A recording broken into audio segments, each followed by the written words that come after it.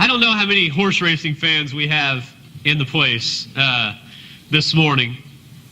We're in Oklahoma, so we got a better shot than some other places. That maybe you like watching horses run. I love to watch horses run. I love to ride horses. I love watching my daughter ride horses. I love watching friends that I have who have race horses. I like watching those run. There's just something about watching the ponies run that just is exciting. Yesterday, more than average amounts of people watched one particular race because something was going to take place. There was a chance for something to happen that hadn't happened in some 36 years. For somebody to win the Triple Crown. Thank you. That's exactly why I married you. You're awesome.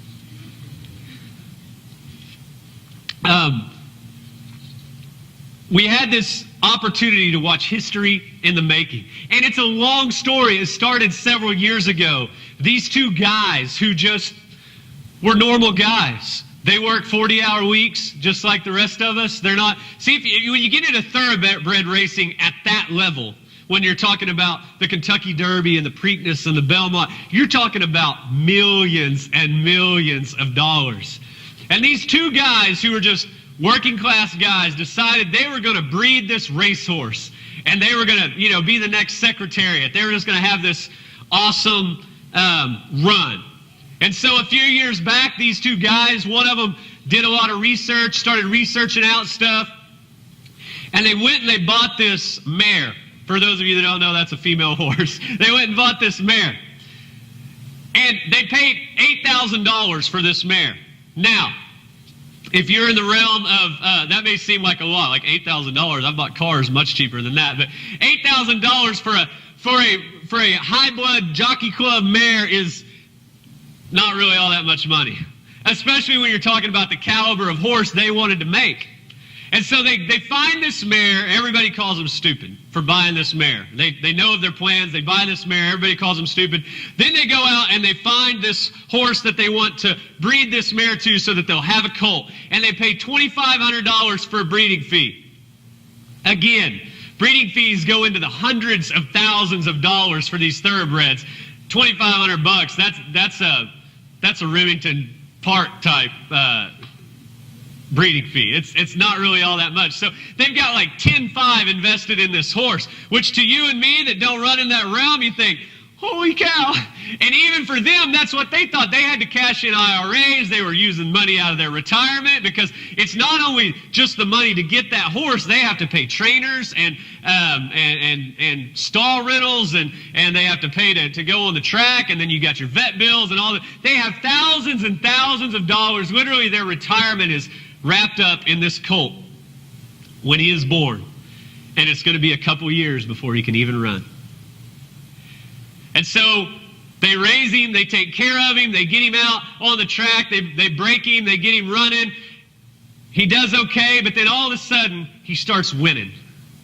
And this horse that they had pinned all of their hopes on starts winning.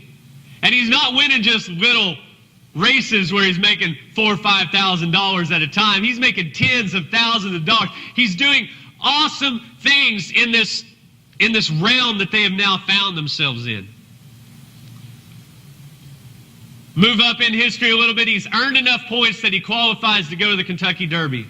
He goes, he wins. He goes to the Preakness. He goes and he wins. And now they are sitting in a pivotal spot, and all of their hopes and dreams, not only their hopes and dreams, but the hopes of a nation is on the back of this one horse who is supposed to be a no-account, good-for-nothing thoroughbred. And all of this hype goes into the fact that it's been 36 years since somebody has won the Triple Crown. For those of you that don't know, that means that you win the Kentucky Derby, the Preakness, and Belmont. You win all of them. They're just within a few short weeks of each other. Usually horses have a long time between races so that they can recoup because it takes so much out of them to run. But these things are so close together. It gets to the day. How many of you watched the race yesterday? Any of you watched? Yeah, I was glued. From the time it came on, I my nieces and nephews were watching them and so I was going from helping with Legos to watching the race. Every time a race would come on, I'd go watch it, and then I'd go back and I'd listen to them talk about things, and I'd play with the Legos. And side note, I'm not that great at them. I thought I was better than what I am, but the instructions are complicated now. But anyway, so I'm going back and forth, and I'm doing this, and I'm listening to all of this stuff, and I'm thinking, man, what a great story this is going to be when he wins.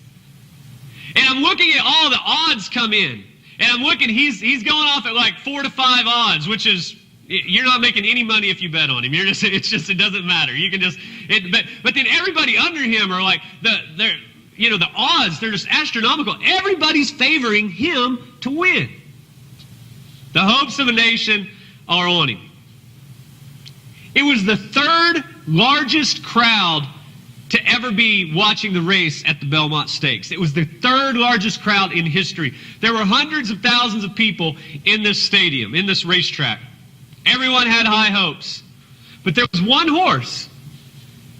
Well, there was about 10 other horses, but there are other owners and other trainers and other people who had bet large sums of money against California Chrome. They'd bet against him. And their hopes were different than the owners of California Chrome. The owners' names were Steve Coburn and Perry Martin, just normal guys.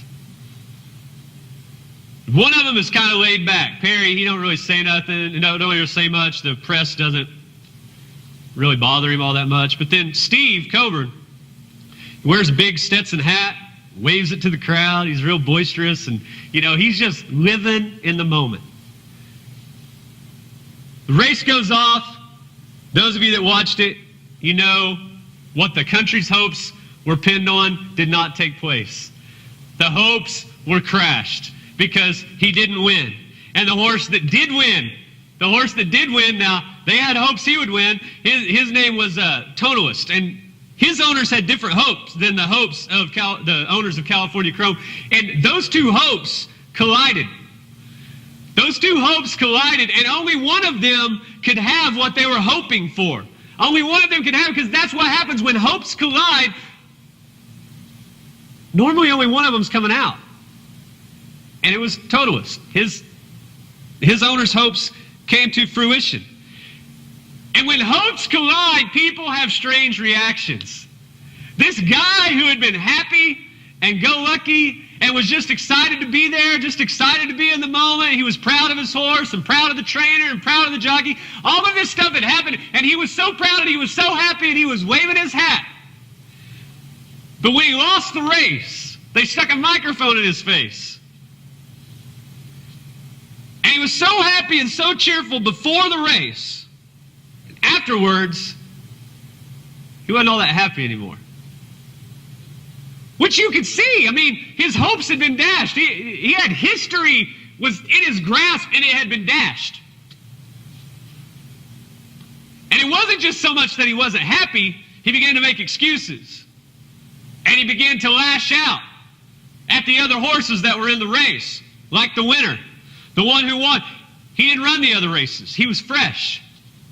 California Chrome had been running. He was tired. He was worn out, and you could tell it when he ran. Couldn't you, Hill? You could tell it when he ran. When he about, 10 strides out of the gate, you thought, uh-oh, he ain't the same horse. He wouldn't have to hold him back as much as he normally did, and he didn't go out to the lead and just start commanding the race. He didn't start setting the pace. It wasn't the same horse. And so the owner, Coburn, he was a little upset. And he was angry, and he lashed out, and he said that Totalist took the coward's way out. And I listened to that, and I thought, well, I see where he's coming from. It is that race, and it would be better if all of those horses had ran the same amount, but what I wanted to scream at the TV was, that's horse racing, buddy! You got into this. That's the rules. Secretariat did it, and it was the same rules. All the other horses that won Triple Crown, they were beating horses that were fresh, that hadn't ran yet. It's the way that it goes. It's the game. Don't hate the player, hate the game. That's basically what was going on. But he was lashing out because he didn't know how to He didn't know how to react once those hopes collided, he didn't know what to do. So what should we do? When our hopes collide with the hopes of others, what should we do when hopes collide? That's what we're going to talk about for just a few minutes this morning. We're going to talk about when hopes collide. I want to take you to the book of Jonah. Now, most of you say, oh, I know Jonah. He was that dude that got swallowed by a big fish or a whale, however you heard the story. But he was that dude who got swallowed by a whale or a big fish, and he was in the belly of the whale for 3 days and 3 nights, and then because he didn't want to go to Nineveh and preach like God wanted him to, and so he went on this boat, and a storm came, and they figured out that it was because of Jonah, and so they threw him overboard, and this fish came and swallowed him up. I'm giving this quick time here. Came and swallowed him up, and he was in there for a while, and then the Bible says that finally the fish went to shore and spewed him out, that spit him out. There was Jonah, slimy and fishy smelling, laying on the bank of the sea. And so where we're going to pick up is after that, because y'all have heard that story.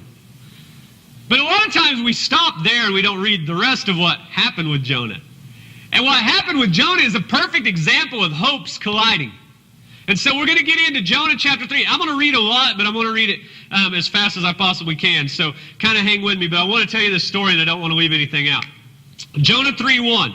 And we're going to test the computer operator and see if they can hang. All right. Then the Lord spoke to Jonah a second time. Get up and go to the great city of Nineveh and deliver the message I have given you. This time, Jonah obeyed, because he didn't want to be in a fish again, and he obeyed the Lord's command and went to Nineveh, a city so large that it took 3 days to see it all. And on the day Jonah entered the city, he shouted to the crowds, 40 days from now, Nineveh will be destroyed. Here's Jonah, a prophet, who had just seen the mighty hand of God at work in his life. He goes to Nineveh, a city that he does not want to be in because Nineveh is an evil city. Nineveh has a horrible reputation, and they come by it rightly so, because they are horrible. They torture people. They hang people out to dry on stakes because they just committed some minor crime. They do horrible things to their enemies. They're just a bad place to be. Kind of like Texas. No, I'm just kidding. It's just a bad place to be. That's what Nineveh was. And so he steps in there, gets everyone's attention, and says, 40 days from now, Nineveh will be destroyed. The people of Nineveh believed God's message. Remember, Jonah was a prophet of God, and so when Jonah spoke those things, that was coming from the voice of God. And from the greatest to the least, they decided to fast and put on burlap to show their sorrow. And when the king of Nineveh heard what Jonah was saying, he stepped down from his throne and took off his royal robes. He dressed himself in burlap and sat on a heap of ashes. Sounds hot. Then the king and his nobles sent the decree throughout the city. No one, not even the animals from your herds and flocks, may eat or drink anything at all. They were serious about this. People and animals alike must wear garments of mourning, and everyone must pray earnestly to God. They must turn from their evil ways and stop all their violence. Who can tell? Listen to this. Who can tell? Perhaps even yet God will change his mind and hold back his fierce anger from destroying us. And when God saw that what they had done and how they had put a stop to their evil ways, he changed his mind and did not carry out the destruction he had threatened. Great news. Think about that. Think about that. You get word that your city is going to be destroyed, and so you do everything that you can to stop it, and then suddenly you hear God has changed his mind, not going to destroy it. It's a day for rejoicing. It's a day that everybody should be happy. It's a day that Jonah should be happy. But when you look in Jonah chapter 4, we find out what happens to Jonah. This change of plans greatly upset Jonah, and he became very angry.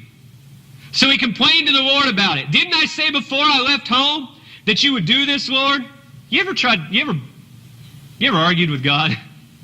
See, God, I told you this was going to happen. Maybe you haven't been there. I've been there. God, I told you if I went and did that, this is what was going to happen. And here we are. It happened. You know you've been there. That's what Jonah's going through. And it's not just that he's arguing. He is angry. He is mad because he went in there and said something. He said, didn't I say before I left home that you would do this, Lord? That's why I ran away to Tarshish. Besides the fact that it had a weird name. I ran there because I was upset. And I knew that you are a merciful and compassionate God, slow to get angry and filled with unfailing love. You are eager to turn back from destroying people. Listen to how hopes collide here. Listen to the sentence structure of this. Listen to what he says. You are eager to turn back from destroying people. Just kill me now. I know, God, that you don't want to hurt anybody. Kill me now. This is the mindset he's in. The guy is just so angry he's not thinking straight. Reminds me of Steve Coburn just lashing out at the winning horse because his horse didn't win. It's the same kind of concept. Just kill me now, Lord. I'd rather be dead than alive if what I predicted will not happen. The Lord replied, is it right for you to be angry about this? And then Jonah went out to the east side of the city and made a shelter to sit under as he waited to see what would happen to the city. We have hopes colliding. You have Jonah, who hates Nineveh. He despises Nineveh because of all of the horrible things that they do. They are the exact opposite of him. He hates them. He doesn't want them to survive. I know none of you have those feelings about anybody, but we're talking about Jonah here. We'll just keep it on him. We won't turn it personal, but that's what Jonah's going through. He doesn't want these people to be breathing air anymore. He hates the people of Nineveh. The Bible says that he goes over and he builds a shelter and he sits down to see what's going to happen. I think that's funny because he knows what's going to happen. He's already said he knows what's going to happen. He knows because he has a relationship with God. He's a prophet of God. God speaks to him. That's what a prophet is. God speaks to him. He knows God. He knows the heart of God. He knows that God is love. And he knows that God does not want to destroy any of those who would turn back to him. He's not willing that any should perish. That's what the Bible says. That's the heart of God. And Jonah knows that, and he goes into this city, and he tells them that they're going to be destroyed, and then he goes up and argues with God and sits in a corner somewhere under a shelter and just waits to see what happens. Just steaming. The same way that you do when you're mad at somebody. I know what they're going to do. When they do it, I'm going to do this. You ever work those situations up in your head? Things that haven't even happened yet, but you've got it all played out. That's what Jonah's doing. He's just playing all this out in his head, and he's angry, and he's mad. When hopes collide, you find out a few things, and I want to go through these quickly here. When hopes collide, you find out a few things about yourself. When hopes collide, you find out how full of joy you are. Go with me here. Jonah was happy with God as long as things were going his way. Back before God told him to go to Nineveh, Jonah's a happy dude. He's a prophet of God. He's powerful. People listen to him. He's doing right. He loves God. He's serving God. Everything is going good, and Jonah is happy because Nineveh was not on the scene yet. But then comes Nineveh. And he would rather see Nineveh get what it had coming and be right than to see God's grace play out. And I know none of you are like that, so let me just talk about me. But I've been in places before where I find myself like that. You just want people to get what they deserve. Justice, right? Justice. They did it. They deserve it. They should get it. And we don't want to see God save them the way that He saved us. We don't want to see them be happy. We don't want to see their lives change because this is what they deserve, God. Nineveh deserves to be destroyed. They were wicked. That's what they deserved. He'd done it to other cities, Sodom and Gomorrah. He destroyed them simply because they were wicked. He flooded the whole earth because of its wickedness. So it's not a fact of whether they deserved it or not. It's seeing if we have the joy of the Lord in us. Because if we have the joy of the Lord, if we have the heart of God, then we're going to want to see the same thing that God sees. Our hopes are going to align with God. But instead, Jonah's hopes are colliding with God's hopes. God hopes that they'll turn from their wicked ways. That's why he sent Jonah in the first place.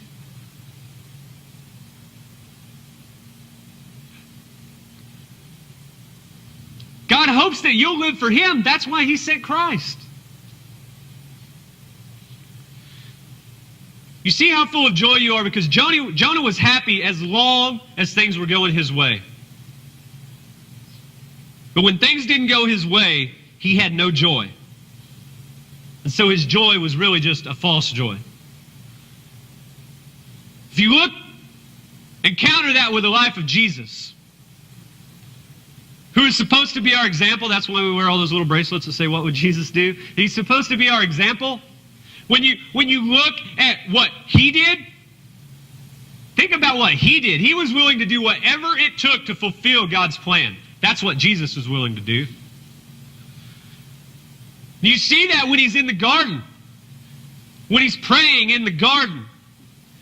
The Bible says that he was praying until his sweat became like drops of blood.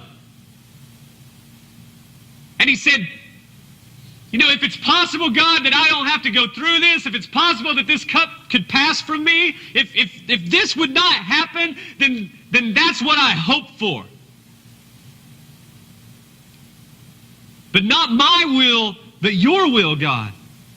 Line my hopes up with your hopes. I don't want our hopes to collide. I want them to be in line. And so not my will, but yours, Lord. That showed a joy, a calmness, an ability to line himself up with God. When hopes collide, you find out if you have that joy or not. You find out how deep your love is. Look at Jonah. Jonah was a prophet. He was a preacher. He spoke to people. He loved people. He took care of people as long as they agreed with him. He loved all of those people that listened to him and did what he said and believed the same things that he believed and followed him. He loved those people. But he didn't care enough to love those that were struggling. He had a whole city of people that had turned from God, and he did not care about them. How many times do we find ourselves in that same spot? We love everybody here. We love everybody here because they're like us. We're family. We're following the same God. We may have differing opinions. We may not agree on every single thing, but that's okay. We love each other because we're all going the same direction.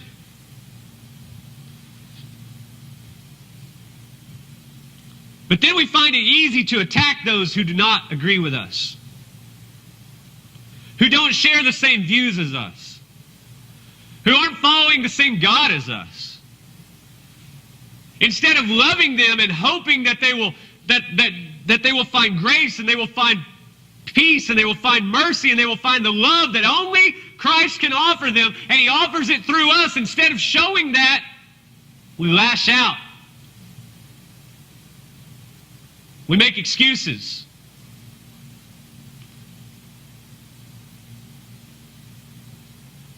Jonah didn't want to help those people. His love wasn't very deep. It was surface level. Jesus, on the other hand, we know how deep Jesus' love for us was. He loved enough to die for us. Not only did he love enough to die for us, to come to earth, to leave his spot in heaven, to come to earth, to live as a mortal man, to struggle the same way that we struggle, to go through the same things that we struggle, to be beaten and crucified. All of that shows that he loved us. But when he was hanging on the cross, and he said, Father, forgive them, for they don't know what they're doing. That's love. It's easy to love those that agree with you. It's hard to love those that are persecuting you.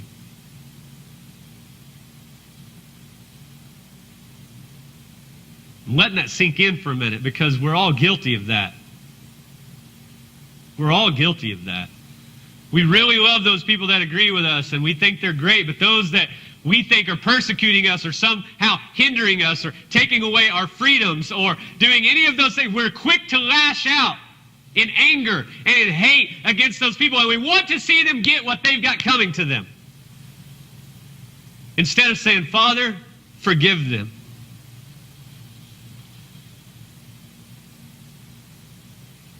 Instead of praying for our enemies, we lash out at them.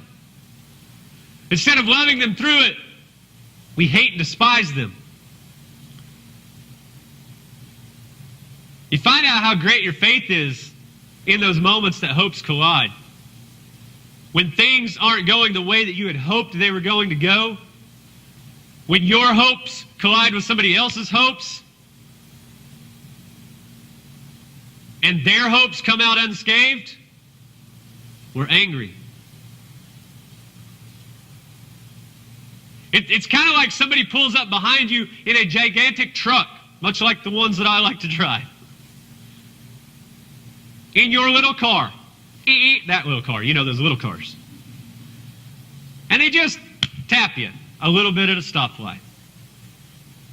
And their gigantic truck is not scuffed in one little bit. And your bumper is now at your front seat. How angry would that make you? Were you texting? Were you not paying attention? Why weren't you doing what you were supposed to be doing? You're going to have to pay for this. Your insurance is going to pay for this. Just think about all the things that are going to start coming out of your mouth when that happens. Hopes collide in the same way. And much of the time, one hope comes out unscathed and the other one is shattered. And it's normally the person who has shattered hopes that's the one that's lashing out, because the person that's unscathed has nothing to lash out about. You didn't hear the owners of Totalist bashing and saying what a terrible horse California Chrome was. Why? Because they won. It's easy to be good and to be nice when you win. But the true test of your, spiritually, the true test of your faith is when hopes collide and you're the one that has come out damaged.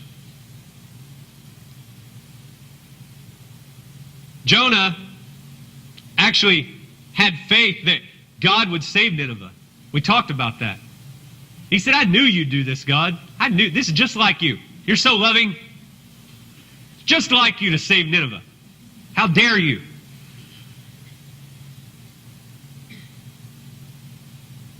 But what he didn't believe was that God was right. He didn't believe that God's way was the right way. He didn't see how that was going to work together for his good. He didn't see how that was going to be better. He didn't see in his mind that they had turned from their wicked ways and a whole city had come to know God. He didn't see that. He didn't understand that. He didn't think God's way was the best way. Jesus knew he had to die. He knew what God's plan was. And he went willingly and fulfilled God's call. He had faith. He showed faith because he said, into your hands I commit my spirit. That's deeper than just something that somebody says before they die. You watch on TV when somebody dies, their last words are always, ugh, or something like that. Nothing real deep, profound. If it's a mystery, they say, the killer was... That's it. But Jesus said something very profound before he died. He said, into your hands I commit my spirit. All he was saying was the same way that I've lived my life when I was walking on this earth, I've done everything for you. In the same way, I commit my spirit to you. They may kill my body, but they cannot kill my soul. They may damage my body, but they will not damage my spirit. And into your hands I commit my spirit. I give you everything I have. That's faith. Trusting God's plan no matter what. Even when your hopes collide with somebody else's, knowing that God is somehow going to fix that. And you may not see it the same way that Jonah did not see the way that Nineveh was the right way to go for God.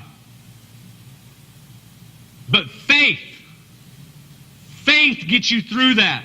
Faith lets you know that hope is not dead forever. Hebrews 11:1. Jennifer, will you come up? Hebrews 11:1 says faith is the confidence. I'm reading this out of the New Living Translation. It reads a little different than the King James. Faith is the confidence that what we hope for will actually happen. What we hope for will actually happen. Having faith is believing that what you're hoping for is going to take place. But what happens when your hope collides with somebody else's hope? And there's only one of them that's coming out unscathed. What happens in that instance? In that instance, faith gives us assurance about things that we can't see. When your car is totaled and you're in the moment, if you're one of those people that just live in the moment, you don't see how any of this is going to be okay. When someone that you love is sick, you don't see how any of this is going to be okay. When someone that you love has passed away, you don't see how any of this is going to be okay. God, my hopes were that they would be healed. I hoped that things would get better, and God, that hasn't happened, and my hope has collided with whatever it collided with, and now it's just crushed. And I don't see how that's going to be okay. When you find yourself in a relationship that is broken, that is damaged, and you don't know how you're going to get out of it, and you don't even know if you're supposed to get out of it, you just know that this is not what you signed up for, there is hope. And may your hope that everything is going to get better may not happen. But it's in those moments that faith takes over. Faith takes over because faith is the substance or the confidence that what we hope for will actually happen. And it gives us assurance about things that we cannot see. Hope resides in faith, but faith is bigger than hope. Faith is what gets you through those times when hopes collide. It's faith.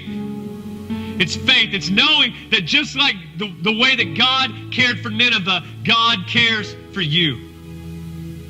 In the same way that we know that God held out every hope for Nineveh, He holds out every hope for you and your situation. And you may not understand how it fits into the bigger plan the same way that Jonah did not understand.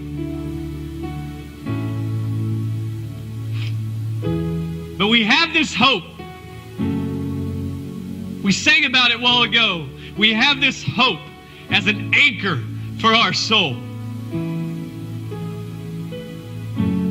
Can I be honest with you? I don't know how people get by without hope. I don't know how people get by without faith.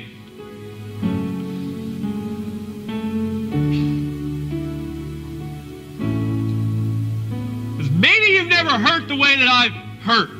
Maybe you've never been in some of those situations that I've found myself in, but I'm betting you have.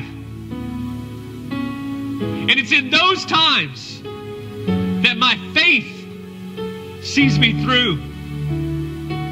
It's in those times that I have faith, that I know that all things work together for good, for those who love Him and are called according to His purpose. His purpose, not your purpose, not my purpose, His purpose. Faith carries us through when hopes collide. Faith is ultimately trusting in the hope of God. Did you know that God has hopes for you?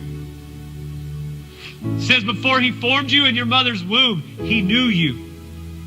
He predestined you. He had plans for you.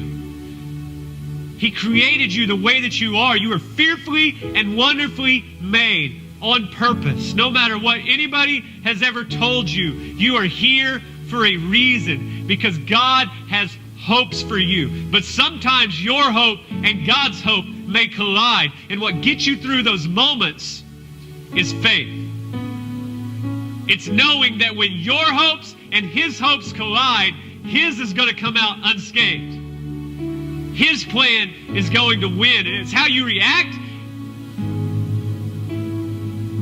And it's whether or not you have confidence that what we hope for will actually happen. And if not, have assurance about things that we can't see. When hopes collide, you must have faith in God's plan. Listen to this. When you have faith in God's plan, in God's will for your life, that will restore your hope.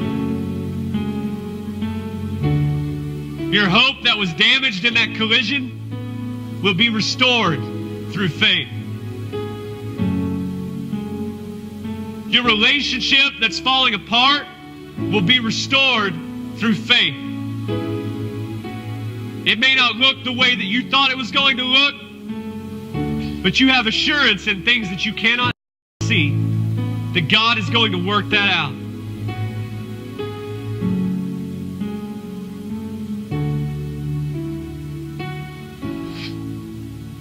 Seems like hope is hard to come by nowadays.